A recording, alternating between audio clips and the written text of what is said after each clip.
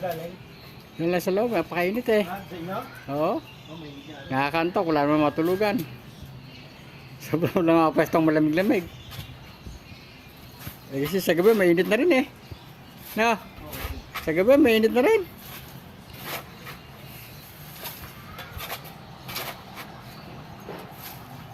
Abe, kaya ka lang maano pagka hindi ka na pinawisan. Eh, pag pinawisan ka, di ka naman makatulog, no? Ay, oh. Siyempre, kaya ka na mainit nga eh.